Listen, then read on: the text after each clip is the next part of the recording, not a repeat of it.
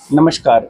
मेरे पास एक मैसेज आया कि ज़ीरो एफआईआर पहले भी दर्ज की जाती थी और ई मोड से भी एफआईआर पहले दर्ज की जाती थी, तो बीएनएसएस में नया क्या है?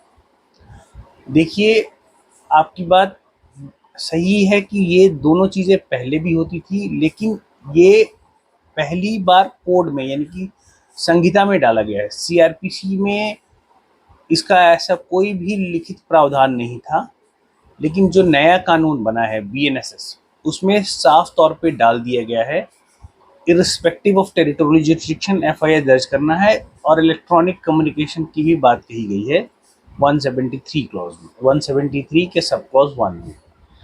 देखिए, जीरो एफआईआर का अगर आप बैकग्राउंड देखेंगे तो जस्टिस वर्मा कमेटी की जो रिपोर्ट थी, निर्भया के बाद जो एक कमेटी बनाई गई थी क्रिमिनल लॉज के लिए, उसमें जीरो एफआईआर की बात कही गई थी और उसमें कहा गया था कि कॉग्निजेबल ऑफेंस के मामलों में टेरिटरी नहीं देखना चाहिए और उसमें एफआईआर दर्ज करके संबंधित थाने को भेज देना चाहिए।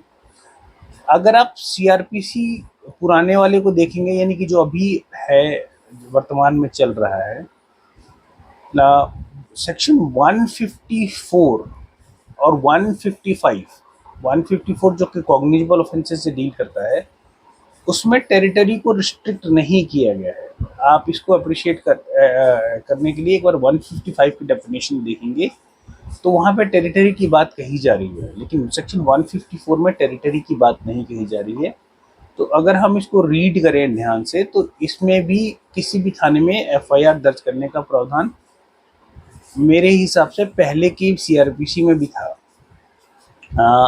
अगर जीरो एफआईआर के संबंध में थोड़ा सा और पीछे जाके देखें तो इसमें सब एक बहुत ज़्यादा चर्चित केस रहा है आसाराम बापू का।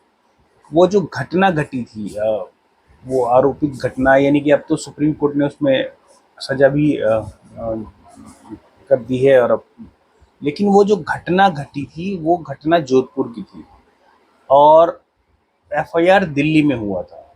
तो ऐसा नहीं कि जीरो एफआईआर का कॉन्सेप्ट बिल्कुल नया है, जो इस कोड के माध्यम, जो नया कानून आ रहा है उसके माध्यम से लाया जा रहा है, वो पहले भी था, बिल्कुल था।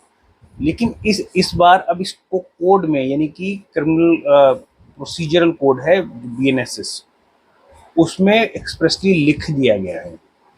और दूसरी बात यह है कि अगर आप तीनों कानूनों का अवलोकन करेंगे, ध्यान से देखेंगे, तो उसमें बहुत सारे जुडिशियल प्रोनाउंसमेंट को इनकॉर्पोरेट किया गया है, उन सब चीज़ों का ध्यान रखा गया है। अभी वर्तमान की ज़रूरतों के हिसाब से चीज़ों को उसमें लिख दिया गया है, बना दिया गया है। वो एक बहुत अच्छी बात है। आप इसको जब देखेंगे, पढ़ेंगे, तो उसको आप बहुत अच्छी तरीके से समझ पाएंगे और उसको अप्रिशिएट भी कर पाएंगे। तो मैं एक बार पुनः दोहरा दूं कि बिल्कुल नया कॉन्सेप्ट नहीं है जीरो एफआईआर और इलेक्ट्रॉनिक कम्युनिकेशन से एफआईआर, लेकिन नई बात यह है कि वो जो पुराने सीआरपीसी में एक्सप्रेसली नहीं लिखा था, उसको अब नए वाले संहिता में यानी बीएनएसएस में बहुत ही एक्सप्रेसली और क्लियरली लिख दिया गया है। धन्यवाद।